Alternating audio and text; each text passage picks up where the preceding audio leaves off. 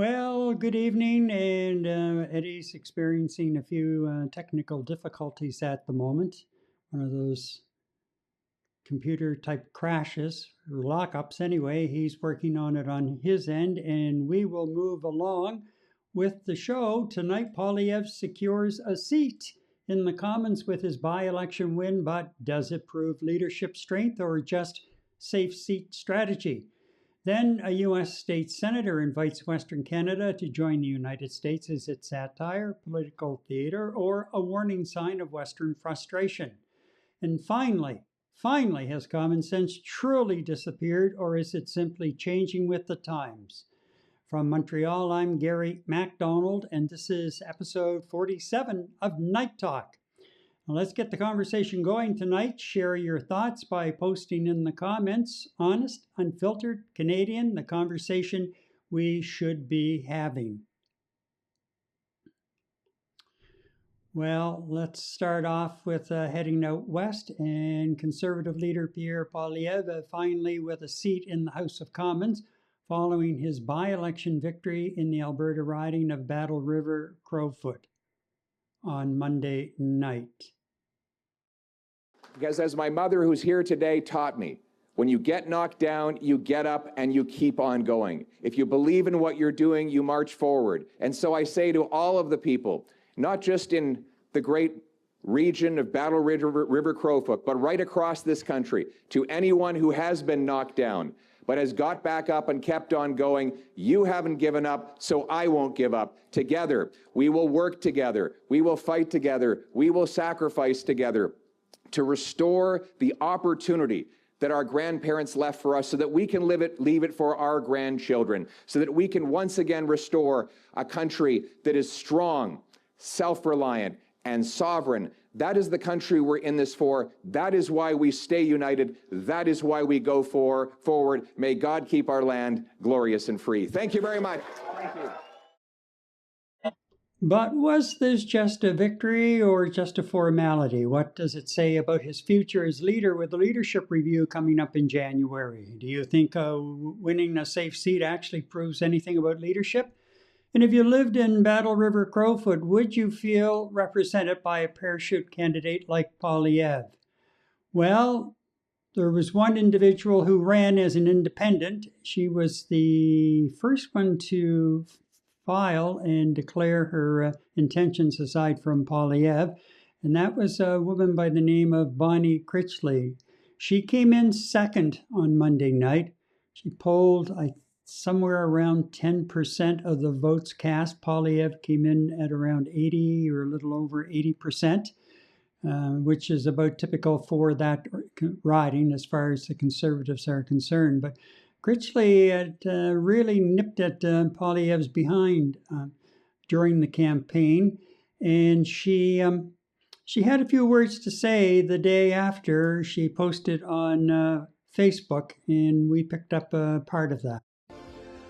I ran a campaign where I didn't lie, I didn't break the rules, and I didn't cheat. I didn't have mocked up Elections Canada signs right by the polling stations, facing the polling stations with my name on them. I didn't destroy or compromise my opponent's signs. I didn't have people spreading gross misinformation. I simply told the truth. And it is funny to me that those who most mistrust the system are the ones most willing to break it. Having a certain candidate's name circled in each of the books that had to be scrubbed clean or replaced.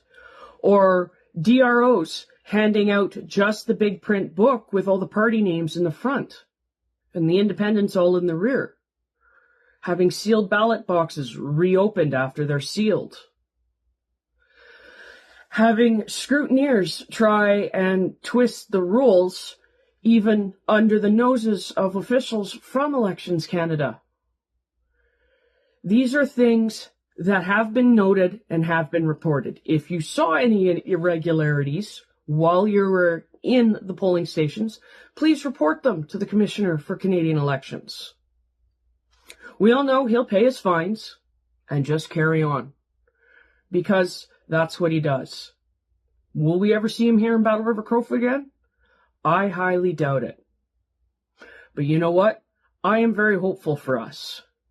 Maybe a little less so for him, because I'm watching his national numbers continue to tank.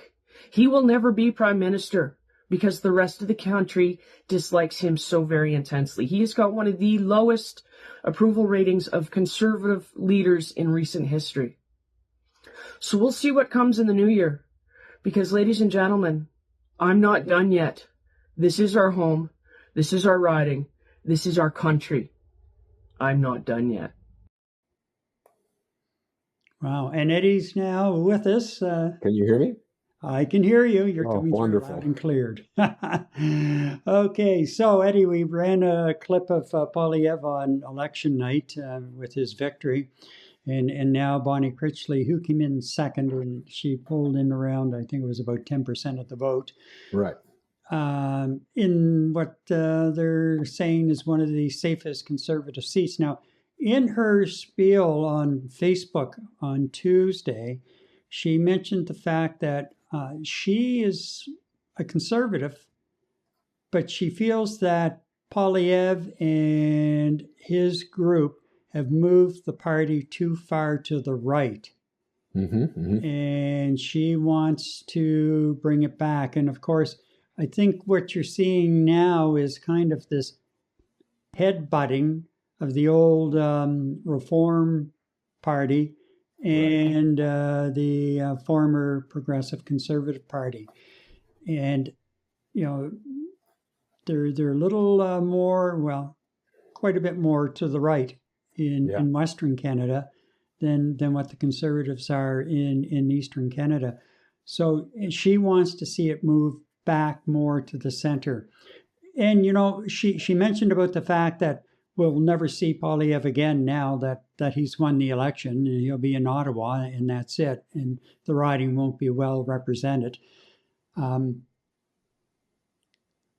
know, there's a very real possibility of that. I'm sensing that Poilievre, at least initially, will try to bridge that gap to a degree. I mean, the Prime Minister still does not have a constituency office in his riding.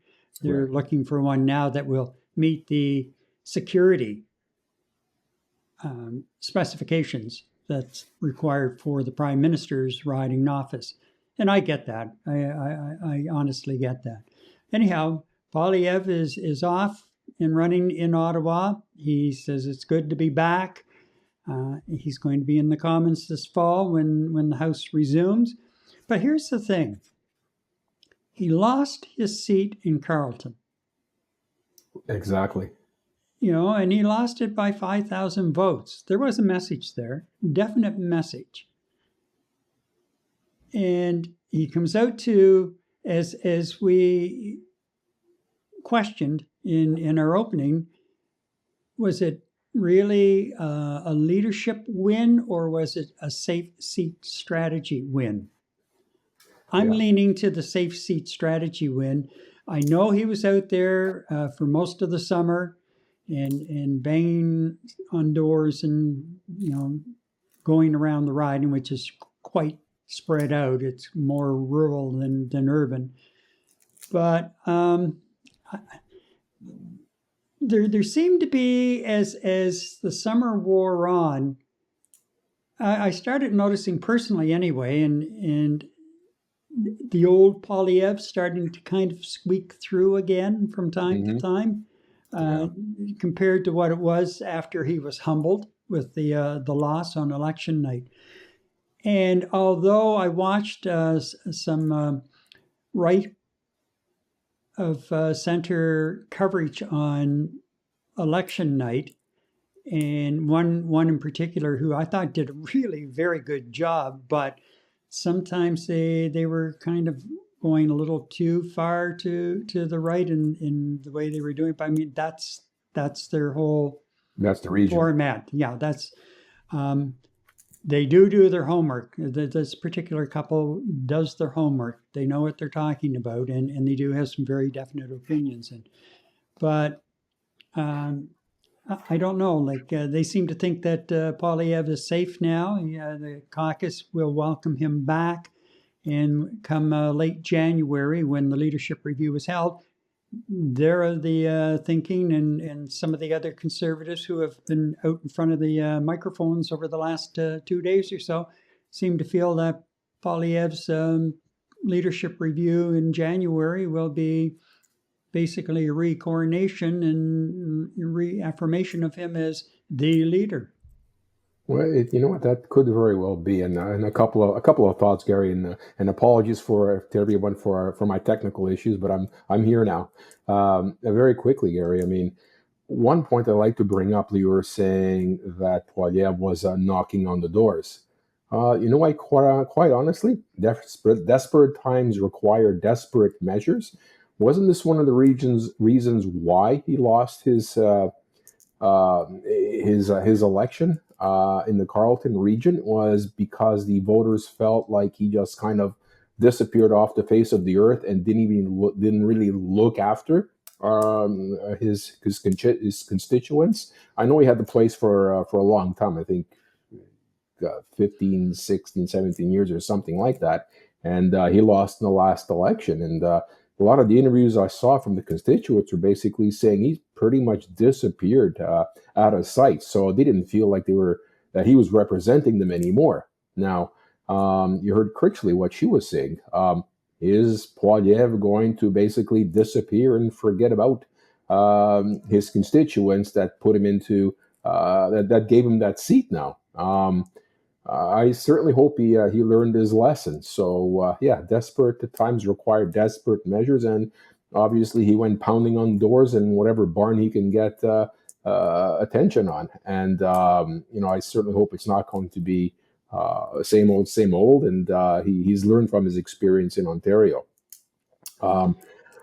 Right. The second thing I wanted to point out as well is, he's going to be getting back into Parliament, House of Commons, and question period. I certainly hope we're not going to see the Pierre Poilievre of old, meaning he's going to make drama on the floor as he did with Trudeau for umpteenth sessions of question period, and just taking the American approach in terms of sensationalism on the floor, and that he actually does what he's being paid to do by all citizens of Canada: represent the opposition party and represent it well. No rhetoric, no Maple MAGA bullcrap. Be there for Canada, Canada first, and him second. Giving him the benefit of the doubt. This is his second chance in there. Let's see what the man does. Let's see what kind of an attitude he brings into Parliament once the sessions open up in the fall. Time will tell, Gary. I sincerely hope he's learned. I hope he can work well with Carney while Carney is driving a minority government, and he seems to be holding his own and then some, being first time prime minister and first time in the political sphere. And you know what? So far, so good. Aside from the pun in Southwest, he's moving along, and incrementally, small steps maybe, but he seems to be moving along. And we'll see what happens in the next month and a half. All considering what's going on in the world, and especially down in the United States with the inconsistent leadership down there. We'll see what happens, but I really hope they can shake hands, welcome each other to the new session, and get to the business of running this country. And the role of the opposition leader is to hold the government's feet to the fire, hold the government accountable. But you can do that without what we witnessed in the last couple of years in the Commons. The theatrics. With Poilievre, with Trudeau, and with Singh. We can do without that. Let's be serious. Yes, you can trade some barbs back and forth as you're holding each other accountable. But by the same token, let's do it in a reasonable, mature manner, and in a way that you would in a boardroom, so that we can arrive at some kind of a consensus. And a piece of legislation can be made better through back and forth negotiations. And let's do what's best for Canadians and what's best for the country in the long run without the partisan. The partisan politics, okay, that's great during an election campaign and on the summer barbecue circuit. But beyond that, that's it. Like, get into the House and let's do the business of the people of Canada, regardless of what side you're sitting on. Correct. You were sent there with a job to do. So that's just the way I feel about it. I'm hoping that we see a more business-like, I guess, approach, more mature approach from Poilievre than what we witnessed in the final year or two of Trudeau's reign in the House. And Trudeau was really no better than Poilievre when they got in. No better at all. No. Yeah. I somehow I can't see Carney being dragged into it. And hopefully he won't. Hopefully he won't. And maybe pull Poilievre aside or call him in for a meeting or a coffee at some point if it starts going in that direction and just say, Pierre, come on, give your head a shake. Yeah, exactly. I mean, we have Carney there, totally different style, much more mature approach to pretty much day-to-day business every day, whether it's the politics, whether it's showing presence in the country, or showing strength while he's meeting with all the premiers and leaders of our territories in dealing with the United States of America, and what are we going to do to expand our horizons with the rest of the world. And it takes a mature, smart businessman with the economy experience that he has. I think he'll be able to eloquently deal with Mr. Poilievre. I think he's going to invite him for a beer. Hell with the coffee, he's going to have a beer with him and say, "Listen, for the next 3 years, you and I have to get together and run this country in a bipartisan fashion, because the stakes are extremely high. The stakes are Canada's survivability in the world today and the unpredictability of the world." And I think Poilievre is smart enough to realize that is the important thing. And I think you were bang on, Gary. You know what? Give it 6 months before election time. You know what? Hats off, hands off, gloves off, go at it. And that's what makes our campaigns extremely interesting and informative. Go at it. Now is not the time, guys. You know, you got to make nice, run the country. I really hope that Pierre Poilievre does his job and holds Carney's feet to the fire, as you said, and that'll make sure that there are checks and balances in place in the minority government. Even if there was a majority Liberal government, the checks and balances in place to attend to the business of running this wonderful country of ours. Throw the rhetoric out the window. Don't make love to a microphone or to a camera. I know he loves his camera time. Stay away from that. Do business. Move forward, and let's see what the next 3 years has for us. Well, I'm looking forward to September rolling around. Now, speaking of the West, out to the West we go with Joe out in BC. Don't hold your breath, Eddie. You can't teach an old dog new tricks, and PP is a junkyard dog. Ooh, coming from out West. Okay. Thank you, Joe.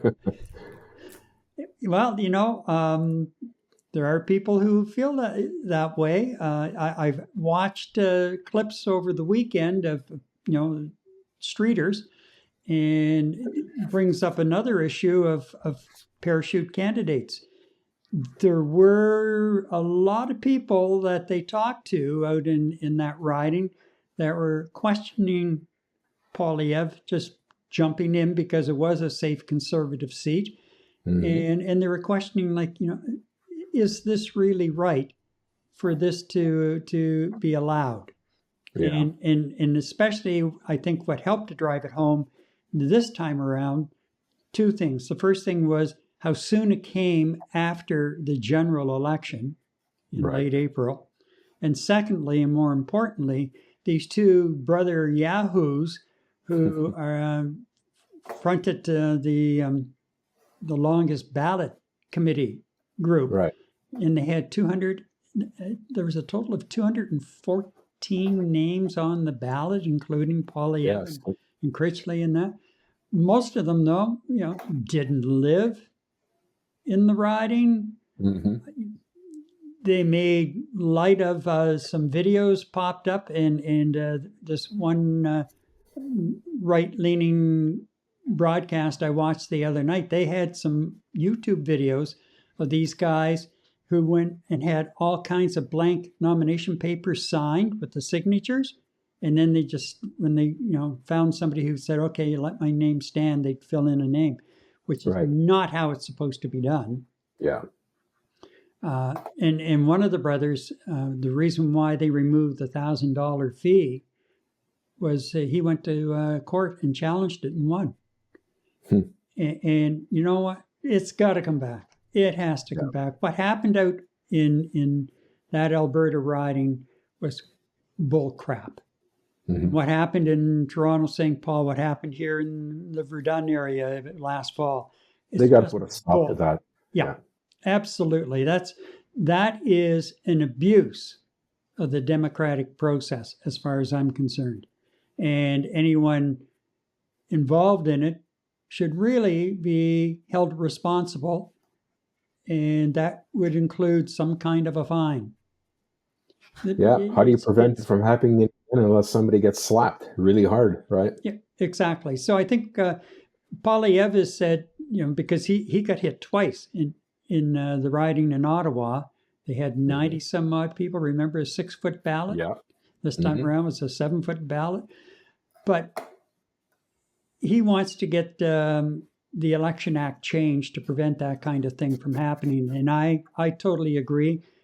They have to, and they should make that one of the, let's not shelve it and let it gather dust. I know we have a lot of other important things that we're dealing with right now, but somebody has to look after that and get something in place before the end of next year. Yeah.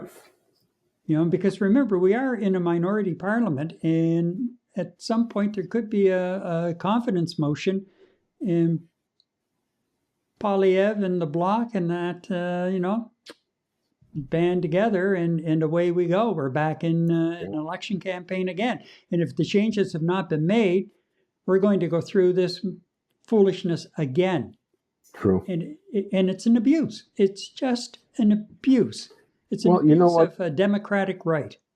Yeah, you're right. I mean, you know what? We've had protest parties in the past, but they came across as protest parties where every riding had essentially one candidate with the protest party. The Rhinoceros Party is a perfect example. If you want to protest, do it exactly that way, in a formal way that actually follows election laws, and stop looking for loopholes like we saw in Carleton. We just saw in the Alberta by-election. That's unacceptable, and I'm with you 100%. The government's got put laws against that, slap penalties against that, and I'm not talking about a slap on the hand. They got to send a clear-cut message that this is not the way we conduct business as a democratic country. It was a crap show that should not have happened. So I understand the frustrations of Pierre Poilievre or anybody else that has to endure that moving forward. They got to get rid of that. And here's a question for anyone watching right now, or if you're watching the replay after the fact. I'd like to really get your opinion on this, and that is, if you're in Battle River-Crowfoot or any riding where you have a parachute candidate come in like that, do you think that that candidate is going to represent your riding? Do you feel that the riding will be well represented by a parachute candidate, and especially a candidate who is a national leader? But any parachute candidate, how do you feel about it?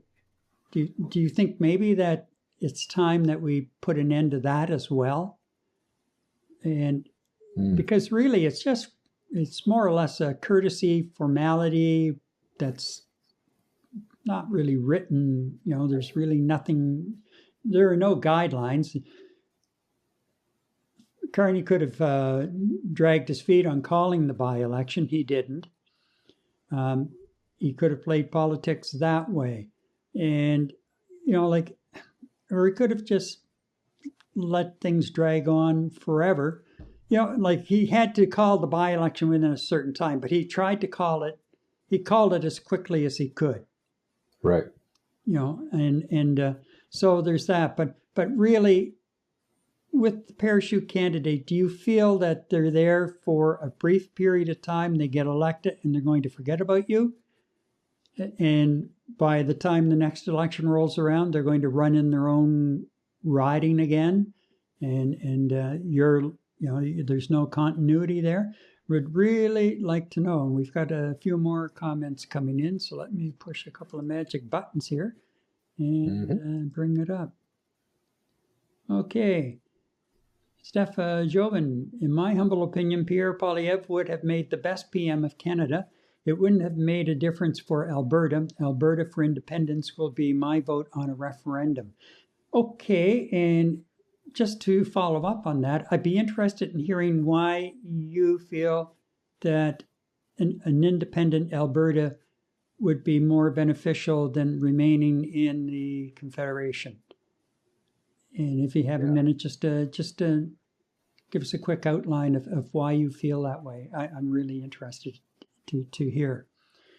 Okay, and then Joe comes back with, that's right, Gary. How much time do you think PP will actually spend in Alberta?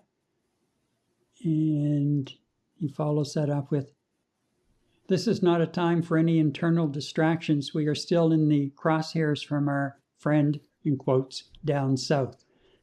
There is that as well. Yeah.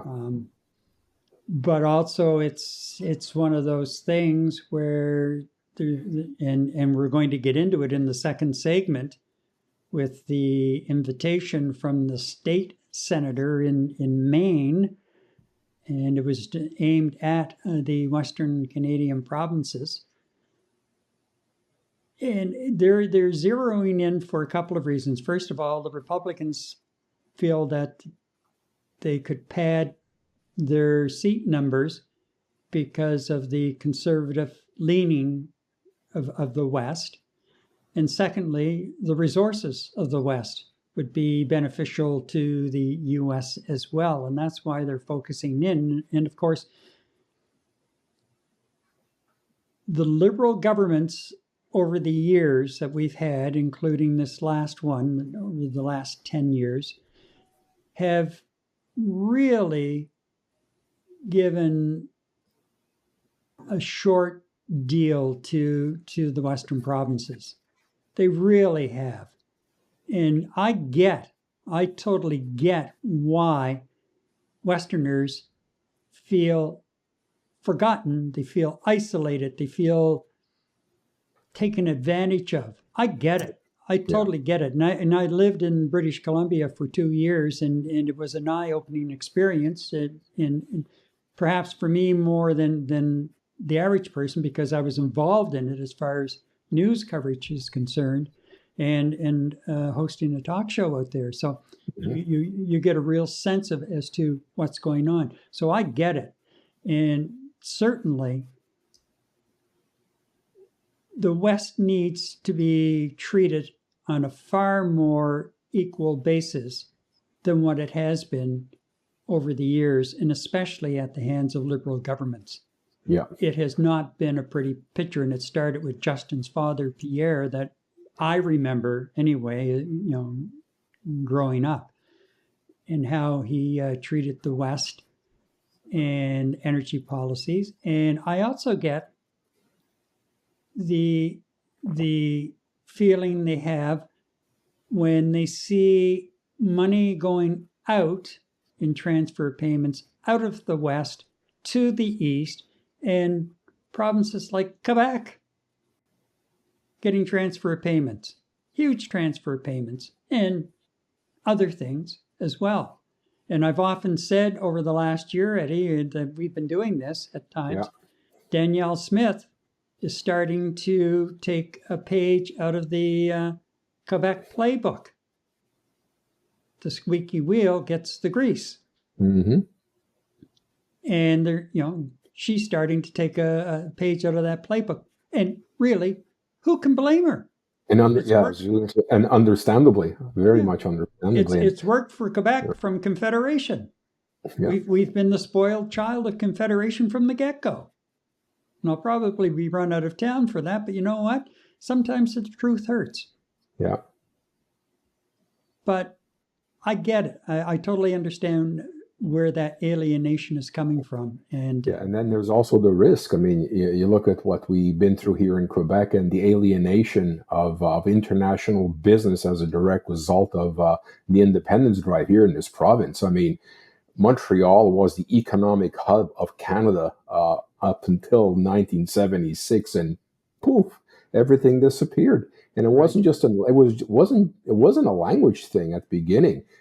International business and money, people were afraid of investing money in this province because of the uncertainty. And you know what? As much as Alberta are looking at a possible move away from the Confederation, they should. I mean, if Danielle Smith is taking the page out of Quebec in terms of her drive moving forward and trying to gain independence for Alberta, she really should sit down and take a look at the history and the drawbacks of doing something that, because Quebec is at the same, it's an economic powerhouse. So we have such diverse industry here, it's incredible, and we are still not at the level of international business and funding as we were back in the 70s. No way we're gonna recover that. So you know what, Alberta has to take heed and learn from the lessons that Quebec has suffered from with their drive towards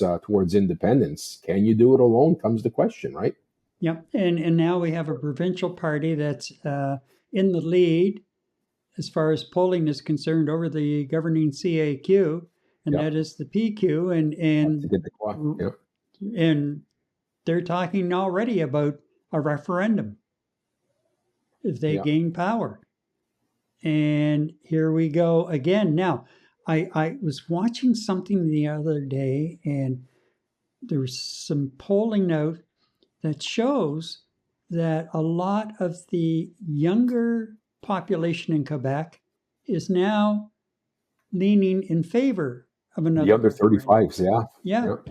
Which is scary, because if you think it's hard finding a job now in the current situation, they start waving that referendum paper around and start that separation talk again. And you're going to see a massive... The uncertainty is going to drive money away. It's going to drive talent away. It's going to drive our resources away. So again, what's happening here, I can see a similar consequence with any province within Canada that looks at leaving the Confederacy, the Confederation of Canada. Can you go on it alone while the rest of the world decides on whether or not, should we invest our money in a place of uncertainty? I mean, Quebec has been debilitated by this whole question, right? And you know what? I agree with you. I completely understand Alberta's position. Mr. Jobin's comment, I completely get it, 100%. You know, I just really hope that the leaders of Alberta are really, really moving on this, not just from a point of emotional quests, not just for a question of, oh wow, we're now the country of Alberta, which would probably soon end up being the 51st state of the United States. What are you going to do for the survivability of the culture of the Albertan and the economy of Alberta? You can't just rely on oil and a few other industries in terms of livestock, agriculture, and whatnot. You have to be extremely diverse. Alberta can be that, is that in a lot of areas, but you are really dependent on people just continuing to pour money into your province, and not just for oil. exactly. Yeah. All right. With that, we'll put a hold on the political side of Pierre Poilievre and the Conservative Party and see what shakes out once he's Yeah. sworn in and once Parliament resumes in the fall. Hopefully sooner rather than later, because there are a lot of questions now that the Prime Minister has to answer.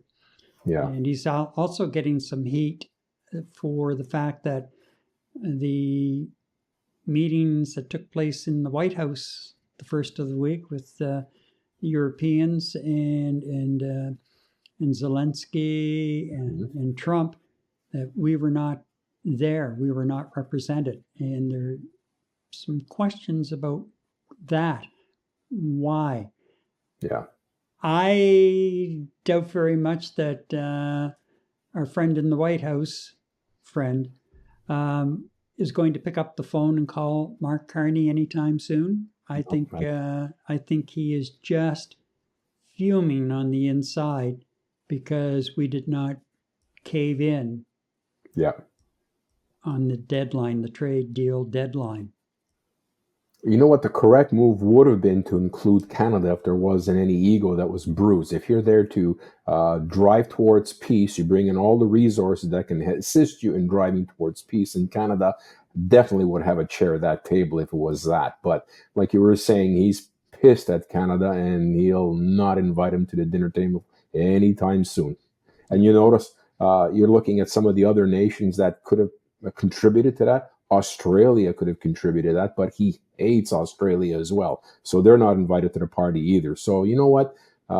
It's unfortunate that we weren't at the table, but the individuals that were sitting around him, I think, well represented a lot of the shared interest that we have as Canadians with the Europeans that sat beside Zelensky in strength.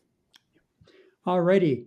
So we'll leave it at that for now, and we've got another interesting segment coming up, and that is the invitation from a state senator in the state of Maine to Western Canada, and we'll dive into that one in a moment. But first, are you still searching for a Canadian solution for your cloud storage, so you can say goodbye to OneDrive, Google Drive, iCloud, or Dropbox?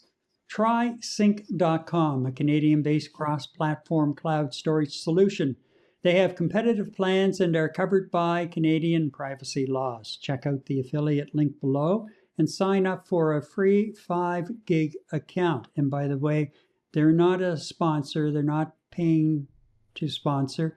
But if you do sign up through the link down there, I think they offer like a couple of extra gigs of storage or something.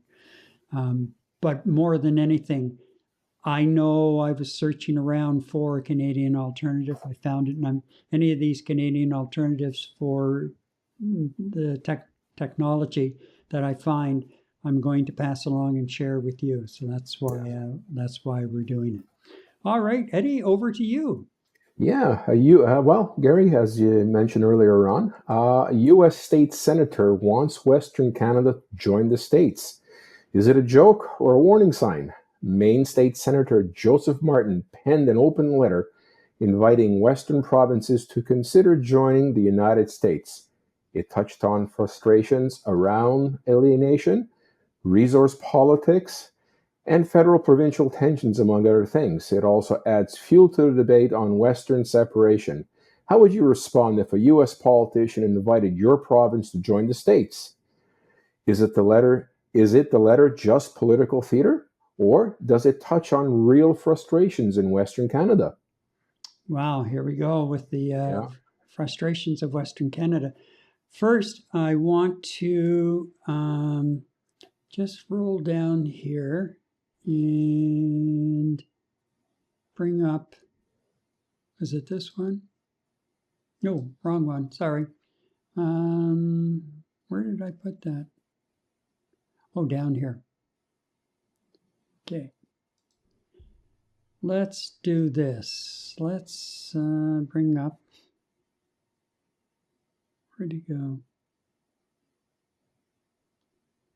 This is the U.S. Senator from the state of Maine, Joseph Martin, and he wrote a four and a half page letter, and he sent it to one British Columbia MLA in particular, and we'll get to him in a moment.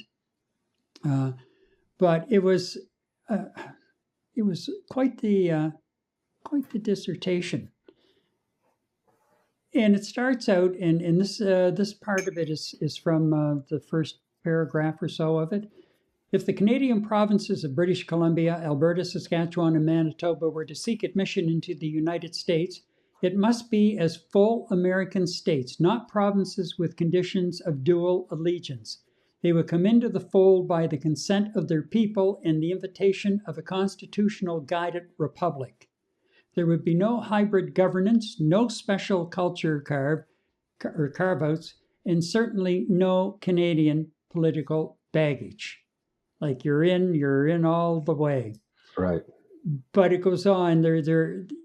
He talks about, some of our diversity programs. He talks about the multiculturalism. He talks about our healthcare system and how much better it would be in the United States, and just a host of things. Yeah. And if you have the chance, and I'll try and post the PDF of it. There's if you go to the Night Talk Night Talk YouTube page, there's one tab that's marked Community, and I'll try and post this letter, if you haven't had the opportunity to see it, there on the community page for Night Talk. But I read through this, and I could not believe what I was reading, that this guy would have the gonads to send that kind of a letter. And it landed on the desk of a British Columbia MLA. And let's see now. Here we go. And it was Brennan Day. Mm-hmm. And he said his first thought was to just basically tell him where to go.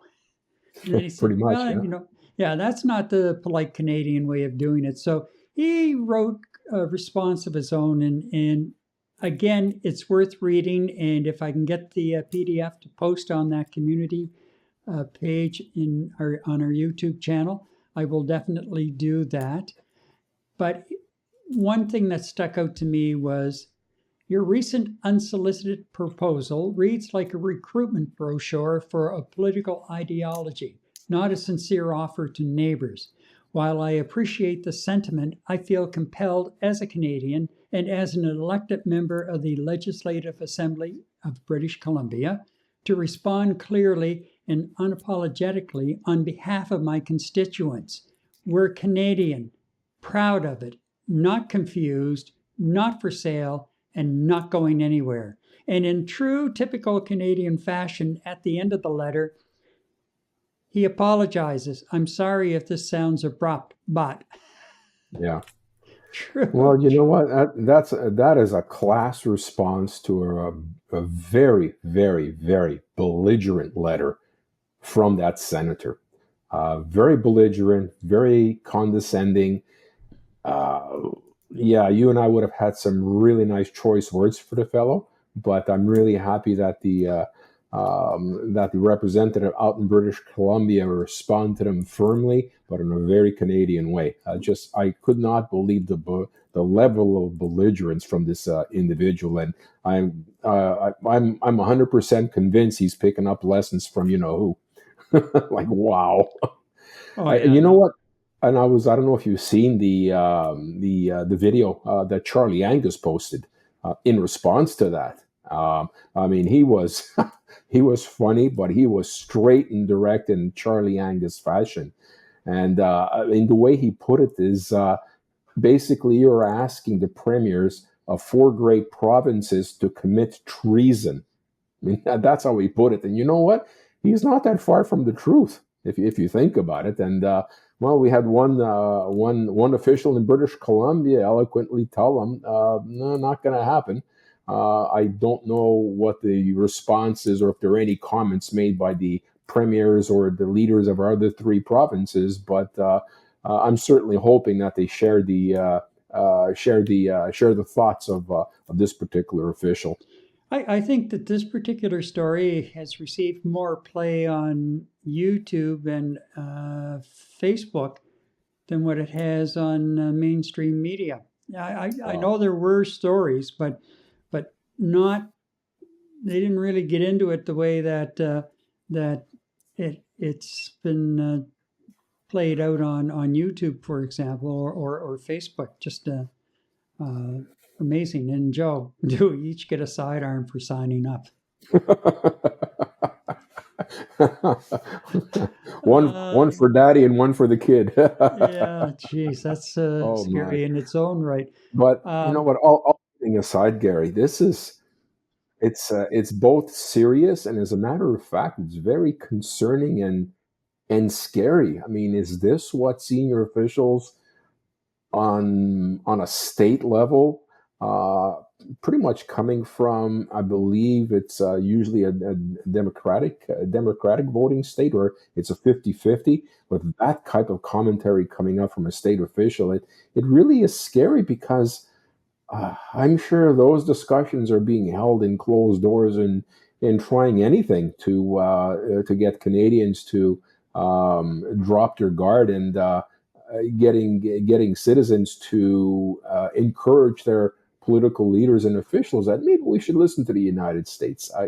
I don't know. Look, I know we're going to have a piece later on common sense, but they walk among us. I mean, we see a lot of people bumping into walls in the United States.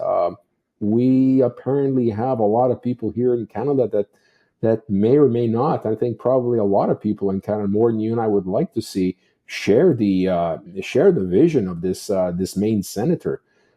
And then again, just the same, I mean, didn't we recently have an entire delegation from Massachusetts and Maine come into Canada and basically say, we love you, we need your business, we need your tourist dollars, we need you to buy American products?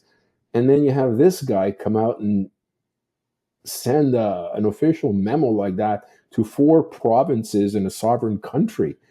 Don't these guys talk to each other? I mean, I just don't get it. Or was this just a one-off of one senator who woke up in the morning, had a bowel movement, and had to get it off his chest? I don't know.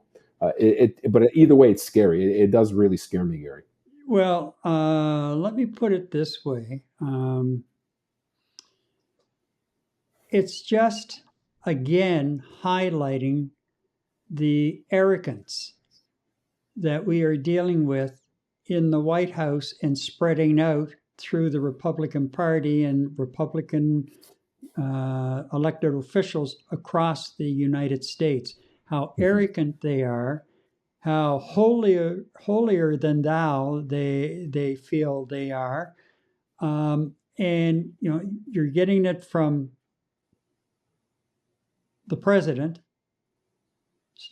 the vice president, Lutnick, the trade, whatever his title is, right on through to the ambassador to Canada. Yes. Who's a real horses behind. And this is what, again, we're dealing with. And, you know, watching Doug Ford the other day at a news conference, and again saying, oh, it was the day on Monday when he met with Carney in Ottawa. And he came out and, you know, like he was saying, I don't know how you can deal with this guy.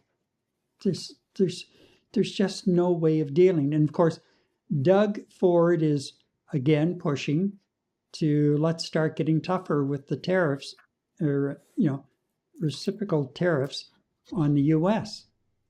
Because, you know, that's really, you know, you have these border states crying because they've lost Canadian business, but yet they're not taking the complaint and getting their businesses to take their complaints to where they should be taking it and voicing is Washington and the White House. Put the pressure on. We're not going to do it for you. We're not here to solve your problems. You got yourself into this mess. You have to get yourself out of it. We're dealing with our own issues, including, I'm sure that the border state businesses miss our money. I'm sure they do. And that's really what they miss. It's just not us, really, when you get right down to it. It's the dollar. Let's call it as it is. That's what they're missing. But there's no talk about what kind of economic pain that they are forcing onto Canadian workers in the automotive industry in this country, in the steel industry, the aluminum industry in this country, and then smaller things throughout where there are tariffs on goods coming in that are not covered by the CUSMA agreement.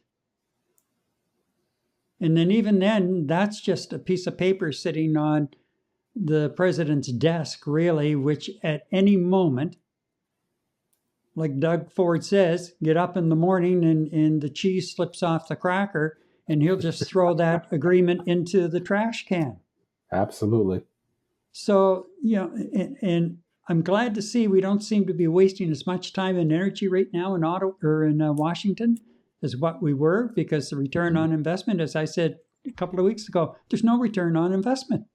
No. There's none. And even if you do get an agreement, who's to say a month from now, 3 months from now, 6 months from now, it's not worth the paper it's written on. Yeah, exactly. Yeah.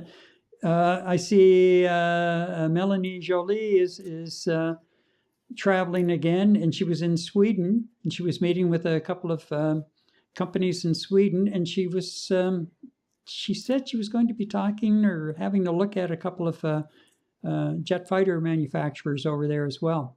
Mm-hmm. Hopefully, because there was an article I glanced at the other day that indicated that a number of countries that had agreed to buy the F-35 fighter jets from the U.S. are now reassessing that plan, and rightly so. And I know that the military came out with a review that is leaning to let's stay on course and buy the planes from the States. But I'm suggesting that we really need to give that some sober second thought, big time. Yeah. Before we get locked in on it. But the nerve of this guy, Maine is not the most economically sound state in the Union. Don't you have better things to focus your time on than writing 4.5-page letters or outlines, whatever the hell you want to call it, and sending it off to a country that is your neighbor, has been your ally, and wading into our sovereignty and into our internal debates? Really? That's the best? That's the return on investment your taxpayers are getting for the money they're spending on your salary and your office and everything else that you get, the perks that go with it? I'm almost speechless. Almost. Not quite, but almost. Have we heard anything from Alberta regarding this? I would have thought they would have been the first ones to maybe make some sort of a comment. I'm not aware of anything in particular. It seemed the coverage I saw over the weekend focused more on this BC MLA who actually took the time to address it and send a response. And he published the response, an open response on Facebook or X. I think it was on X. And then it was picked up and It was all over Facebook all weekend, and the senator, I believe, posted on X as well originally.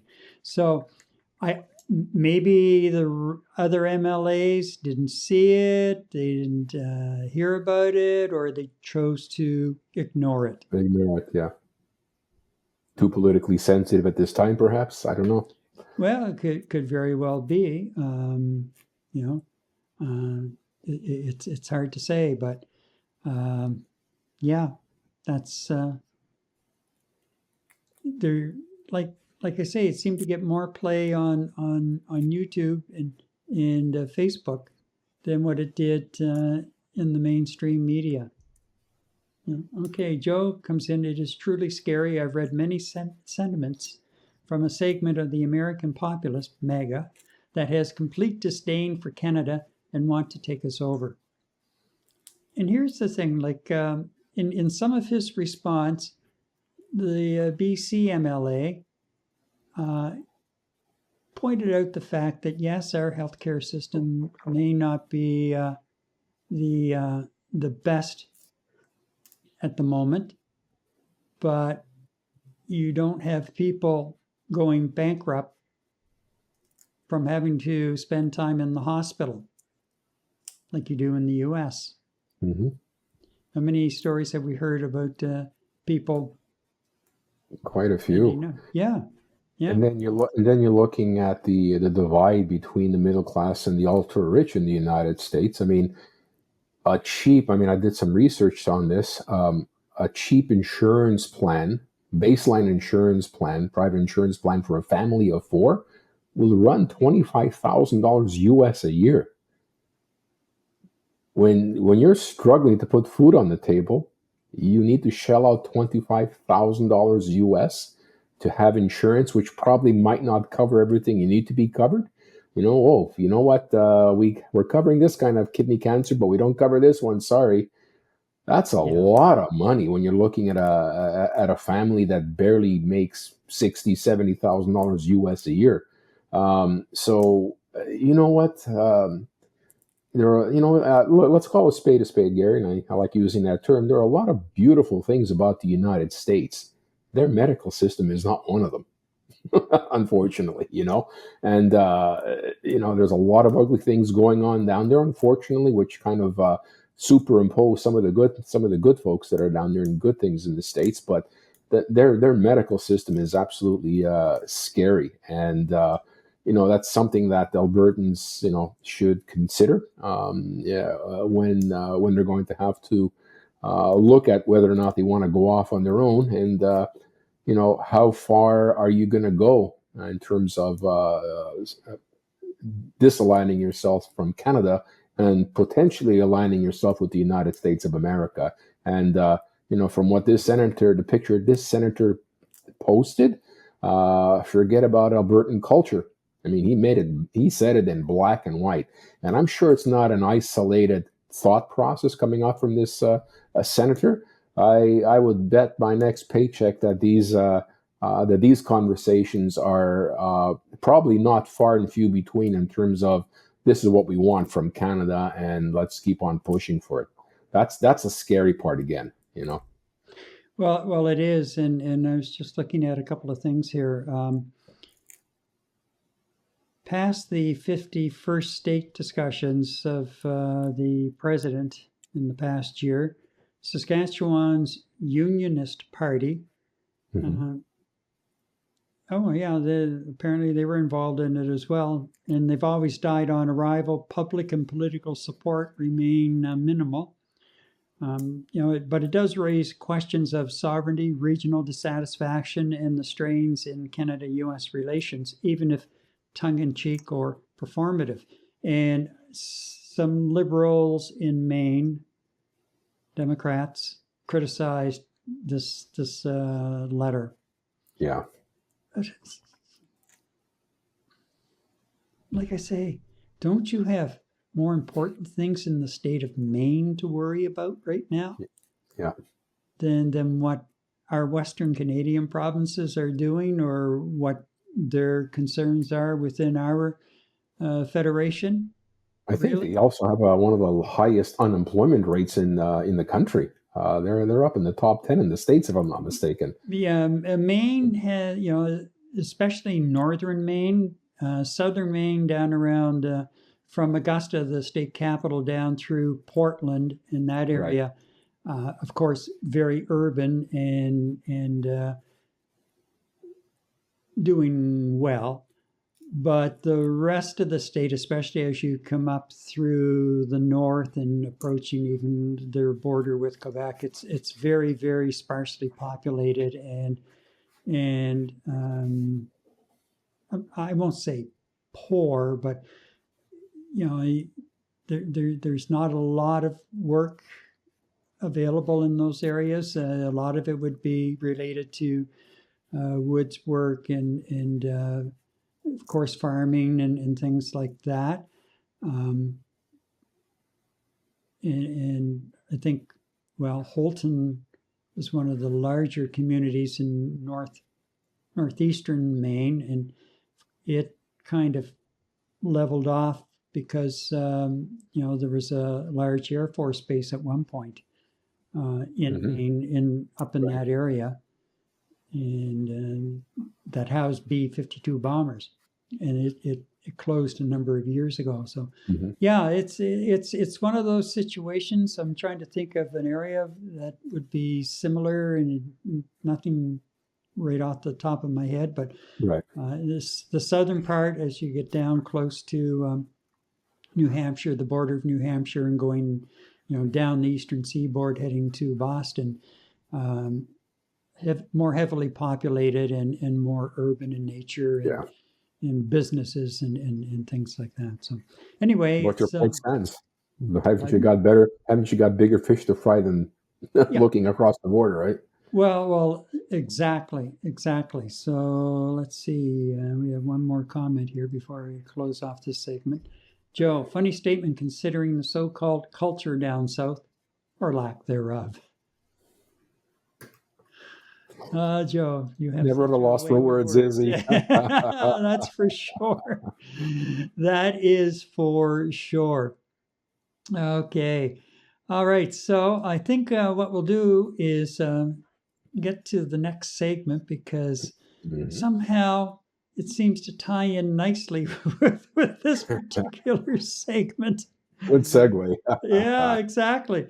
But before we do that, let's just quickly talk about this, and that is your US based web hosting plan coming up for renewal soon? Do you want a solid Canadian alternative offering web hosting, email, domain purchases, and more? Take a look at Web Hosting Canada, WHC, a Montreal based company. I've been using WHC for 4 years and the service has been excellent. Click the affiliate link in the description below to check out their plans and pricing. And again, they are not a paid sponsor. I'm just passing along the information. I've used them and am using them, and I cannot say enough good things about the service that I have received. So there you have it. All right. Let's move along. Has common sense become uncommon, or is it simply changing with the times? And overregulation to viral absurdities. Many argue common sense has disappeared from public life, whether it's bureaucracy, cultural shifts, or online echo chambers. People feel simple solutions are being replaced with overcomplication. When was the last time you shook your head and thought, so much for common sense? Do you think social media is partly to blame for the decline, or is it something deeper? Well, Eddie, we should have some fun with this one. Yes, they walk amongst us. How often do you hear me going on about Oh, common sense? yeah, yeah. And Gary, I don't know how, you know what, you and I have spent countless hours over coffee and maybe a splash or two just debating the common sense of people in general, from politicians to leaders of countries to business leaders to politicians in the provinces, state leaders, and the generational common sense issues that you and I continue to see on social media platforms, on mainstream media, mainstream news. And, you look at, our generation, okay, fair enough. But you know what? You look at the younger generation in terms of staggering loss or staggering lack of common sense or common sensibilities when it comes down to discussing even the most simplest of things that you and I would consider a norm of life to know about certain things. Just it's scary from one extreme to the next. I think for the older generation, it's probably more related to the maturity levels and the whereabouts of what's going on in your own backyard, in your city, in your province or state or your country. Just a complete oblivion, not realizing what's going on around them. And then, you look at the kids coming out of school nowadays, and you know what? I've actually caught a few that had no freaking idea where Ottawa was, in what direction Ottawa was in respect to Montreal. And these are college students. I mean, we have them here. There's a hell of a lot more down south, but we do have them here as well. So I relate that not just to an education thing. This is just the capacity to use common sense and establish what's important and what's not important. And then be in a better position to say, hey, you know what? 1 + 1 does equal to 3. You know what I mean? You and I have spent so much time on this, and in our first 2 segments, I mean, we were just bouncing on the water and not diving directly into this doesn't make any sense. Like, aren't you using common sense? But pretty much every one of our shows delves into common sense issue, does it not? Yeah, or lack thereof. So, or lack thereof, yeah. Yeah. So let's set the foundation for the discussion, and we really want the viewers to weigh in on this again now. Please. If you're watching now, or if you're watching a replay later on, leave us a comment as to what you think about common sense or lack thereof.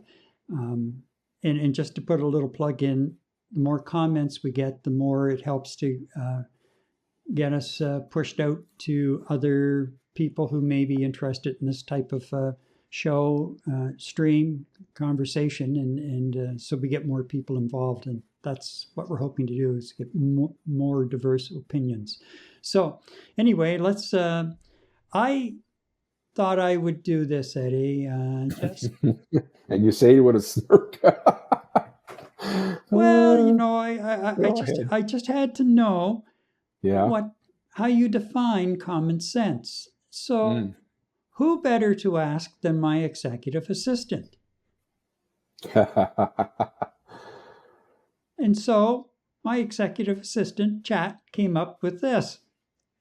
The definition: the ability to make sound judgments in everyday situations based on practical experience, shared social norms, and straightforward reasoning without requiring specialized knowledge.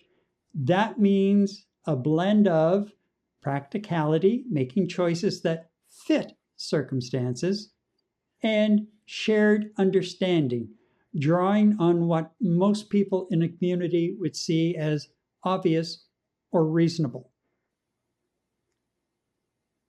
Pretty simple, isn't it? It's so straightforward. Yeah. So easy. Now, I suppose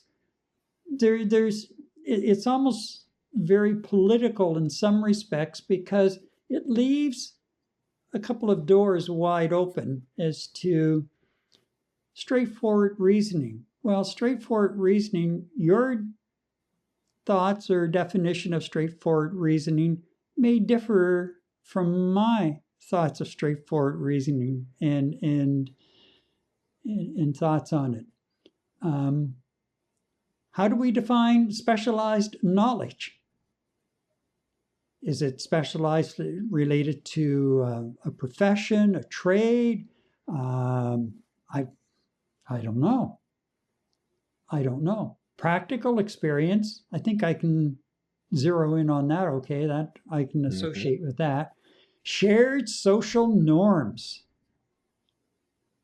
Wow. Wow.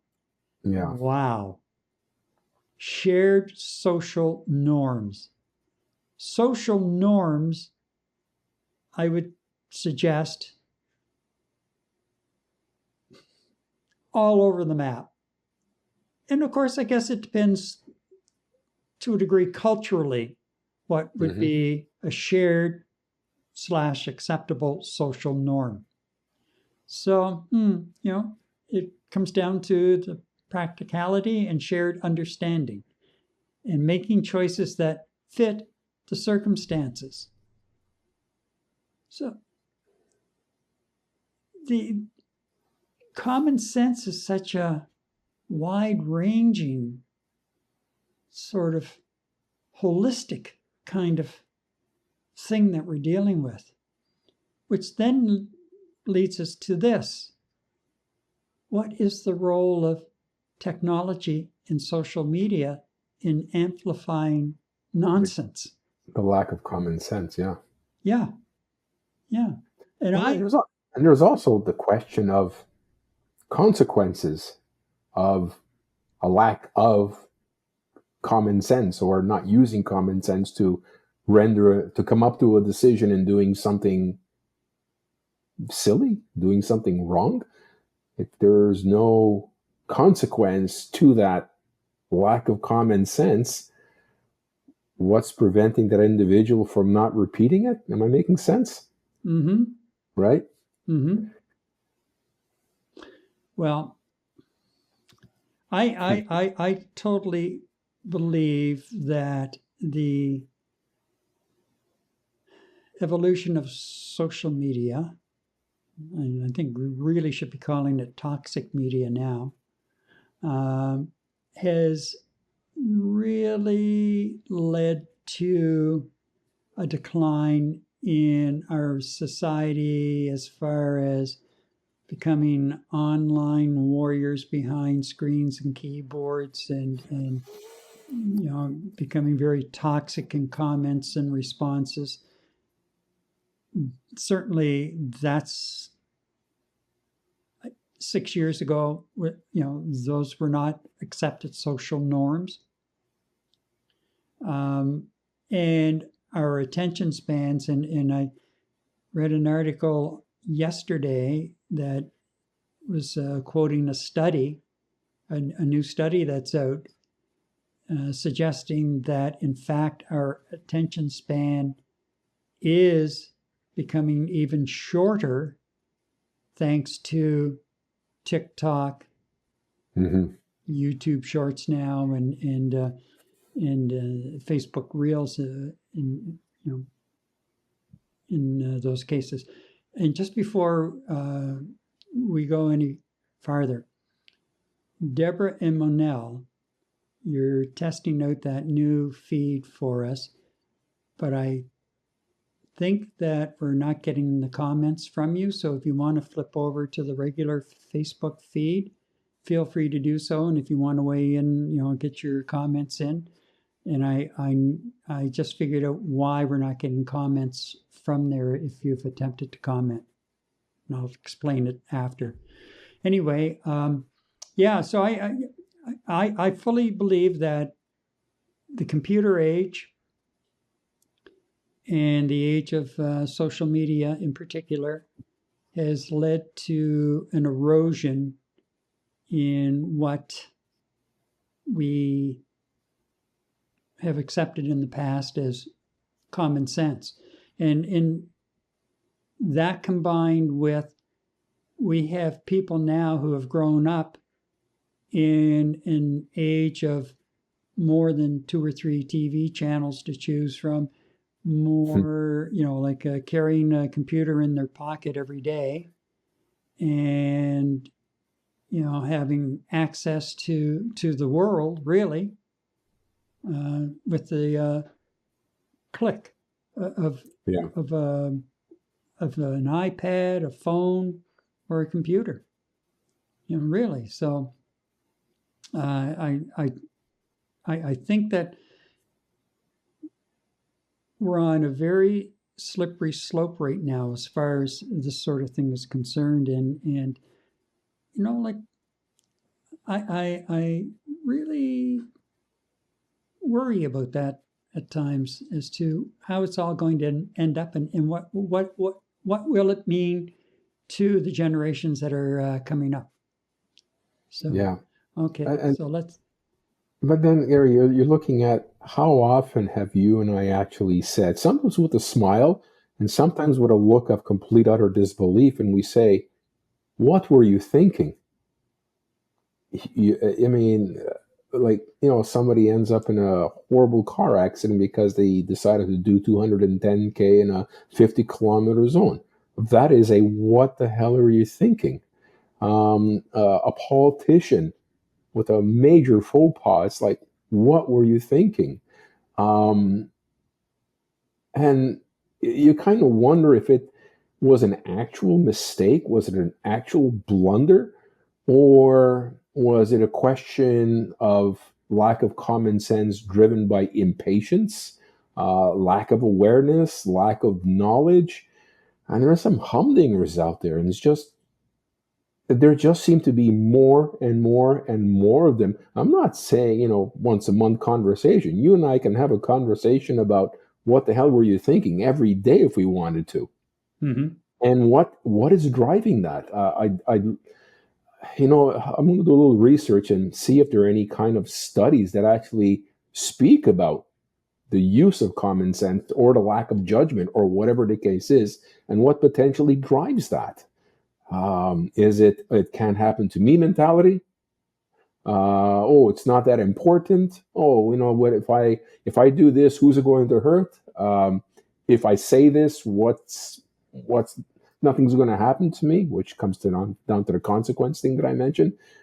I just love to know. It just boggles the mind, and I'd love to know more about this. Part of it is, I think, Eddie, there is sadly there is a lack of consequences and accountability, and it's happening more and more. Before we go down that rabbit hole, though, Joe says common sense, critical thinking is like the movie Gone with the Wind. Technology and political correctness play into it. Yeah. Good point, especially on the political correctness. I agree. Okay, well, they're here. They're back. Oh, they're back. Found them. Yeah. Okay, good. So jump in and share your thoughts, ladies. Like I say, I'll explain it later as to what I think. I know what happened there, but thank you for monitoring that for us. All right. Joe's back with, where are we here? I feel it's ironic that technology was supposed to bring us closer together, and yet I feel it's dumbing us down. It is, Joe. Yeah. It really is starting to dumb us down. And here is the rabbit hole I was going to go down. And that is, are you ready? Artificial intelligence. Yeah, we talked about it a few shows ago. Yep.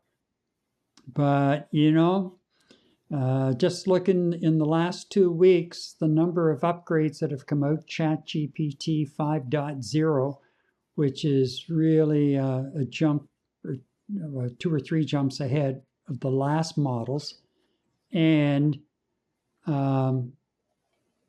they've made it available even to the free tier, although it's very limited in the amount of time you get with it in the free tier.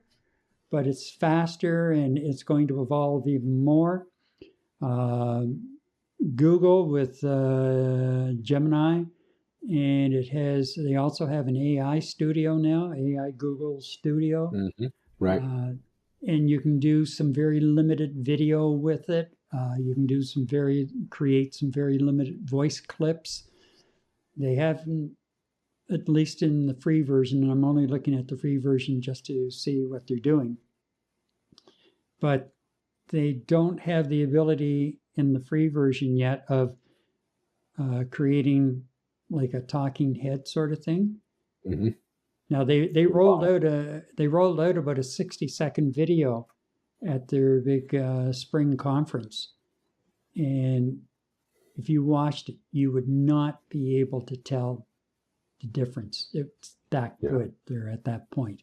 So it's scary. But what's it going to do to like the kids in school, and how are they going to use it? Yeah. Are they going to be, even the teachers are really just getting used to it themselves. How are they going to guide the kids? And of course, the kids will be, all over the place with it. Well, So there was an article. Sorry, go ahead. Just let me get this caught up. Monel says, between technology and selfishness, I have a right to walk here. I don't care if there's a bike or a car coming. The car's the same thing, bike's the same thing, and it's just saying. Yeah. Yep. And she says, where are we here? We can definitely blame technology, but we can also blame the selfish culture that we're in, because we are truly in a very selfish culture. A lot of food for thought on that one. Yeah, selfishness prevailing over common sense. Yep. And then Deborah comes in with, when I was in school, using a calculator was not allowed. Right. Yeah. Remember when calculators I remember that. Kind of went mainstream? Yeah, and that's what I wanted to allude to before you went on to the comments. I saw an article, and I can't remember from what source today, which basically says, oh, parents, by the way, your child is doing their homework with AI. Now what? Yeah, exactly. Right? And I mean, are they using AI to do the adequate research and then use their own interpretation in terms of what they're writing down? Or are they using AI just to get through it as quickly as possible so they can get back on their iPhones and look at the 15-second videos? Probably the latter. Good chance it's the latter. So that, again, like you were saying, it's going to drive the lack of common sense as we move ahead in time, right? Yeah, well, and the other question is, have we lost common sense, or is it just evolving? Well, I guess you could say what does that mean? Evolving. What does that mean? Are you getting better at common sense, or you're becoming less sensible about things? Well, yeah, we're evolving into a lack of common sense. It's like, wow. But is that evolving? I always parlayed evolving to going in a positive direction. Yeah. Usually. Well, here's the thing. Like, again, tied into the overall concept of common sense, experience-based reasoning, applying lessons from lived experience rather than technical expertise. Well, if you don't have any lived experience because you've relied on the technical expertise, such as the social media and now the AI, are we going to lose lived experience in a lot of cases? Oh, I see where you're going with this. Okay. Yeah, exactly. Philosophers sometimes frame common sense as, are you ready for this? Quote, the wisdom of the ordinary person, the default reasoning we expect most people to have. Very simple. What a simple way of putting it. It's too simple. And the default reasoning we expect most people to have. Are we getting to a point, though? Is it moving to a point where we are no longer expecting most people to have default reasoning? Is there a generation now that's coming up with the AI in particular that will not have default reasoning based on lived experience? Well, boy, this is getting heavy. Well, look, I mean, I walk out of my apartment and, somebody's walking right at me, and I would expect the person would have enough common sense to avoid me, just as I would try to avoid that individual, right? I mean, that's something that I would expect people to have common sense with. You avoid each other so you don't collide into each other. Or common sense, you kind of say hello to somebody as they're passing by. Well, common sense would be, you say hello back. I mean, something to that effect. What would I consider non-common sense? my walking towards somebody and the person is walking towards me, decides to clothesline me. Well, is that a lack of common sense or a lack of judging? But so I guess as a default, based on what you just said, there's a common expectation of a baseline level of common sense. But then what you're saying is, how do you acquire that baseline common sense if you don't actually experience it with people, right? Yeah. Wow, this is heavy. I think I'm gonna get my sniffer of scotch. What else is Wow. we can't do that. We have to teach kids how to use a technology that's out there, but that doesn't mean it should be allowed to do your homework for you. But what are the consequences if they don't get caught? Joe says it's more like devolving. Devolving, yeah. Yeah. And that's, again, it comes back to, like I say, what are the consequences? Well, if you don't get caught, and in a lot of cases, you used to pay the brightest in your university classes to write your paper for you, right? Yeah. If you don't now get you caught. you don't have to get that extra case of beer or whatever. Yeah. Have the change ready for the person, because you just pump it into chat or Gemini or any one of a number of them. And again, of course, I was a great fan of Cole's notes in my years through, I guess, what's now called middle school and into high school. Clifton notes, Cole's notes. Yeah, I remember those. Yeah, the books they'd give you to read, who the hell would spend time reading those books? I couldn't get past opening the cover. And so, like as soon as I found out what book it was, I'd head right to like the drugstore or Woolworths, whatever had school supplies, and Cole's Notes, and grab the Cole's Notes version and prepare. When I did take it upon myself to prepare a book report, I would do so with the Cole's Notes. And all of these years later, do I feel like I missed anything? No, I don't actually.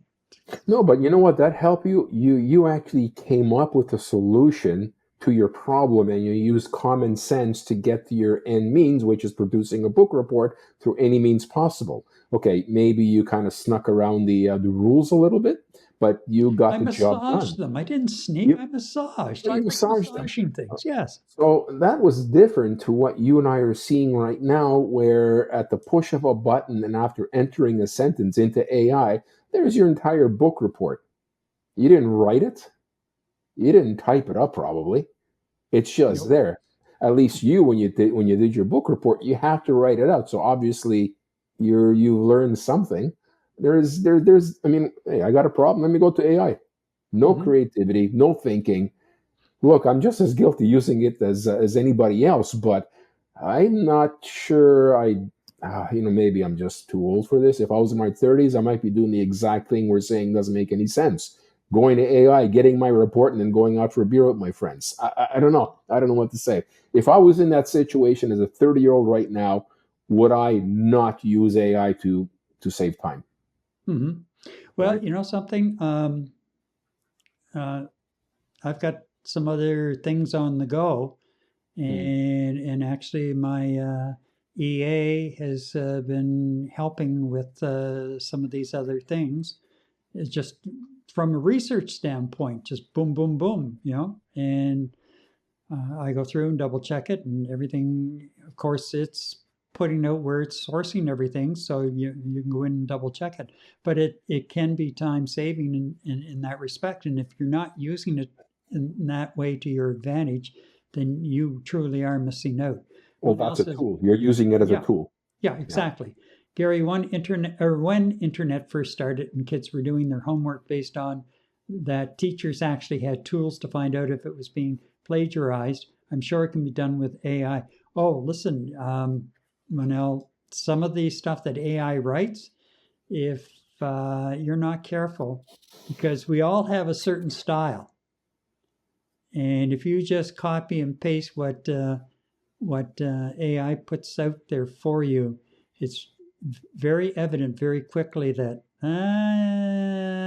little Gary did not write that. That's not him. And then you're kind of going, oh, yeah, okay. So I got caught.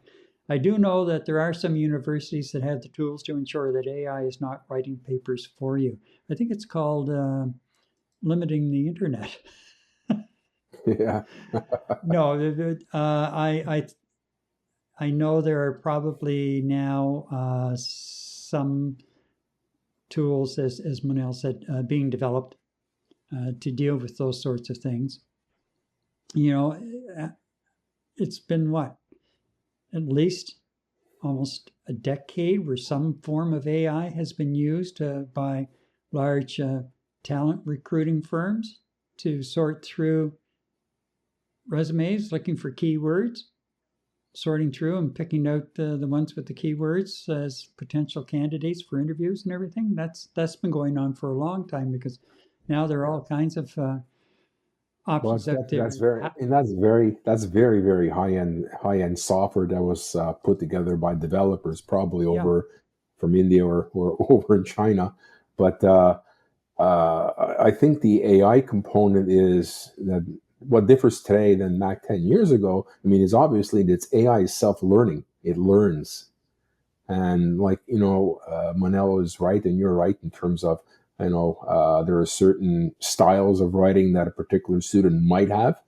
Well, you know what? If you submit a good 10 summary essays to AI, it's going to learn your particular writing style. And with every subsequent essay or every subsequent document you produce, it's going to produce a document more and more around your writing style. And I've actually seen that done.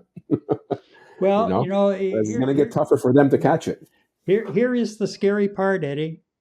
And you hit the nail on the head, because AI is learning from us. Yeah. And here we are talking about the lack of common sense, or common sense disappearing. And with that, which is, learned experience, right? With that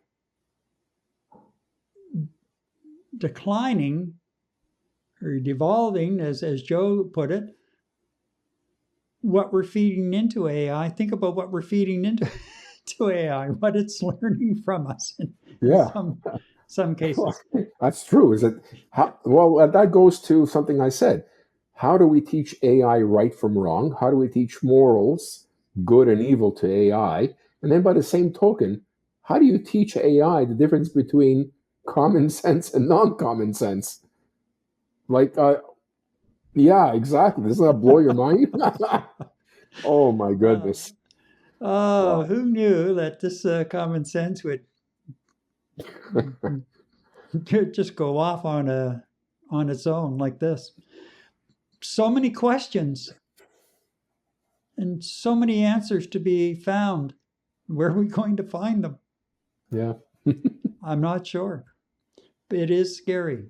So with that, Eddie, I think it's time to call it a night. Mm-hmm. And a wrap on episode 47 of Night Talk, episode 47.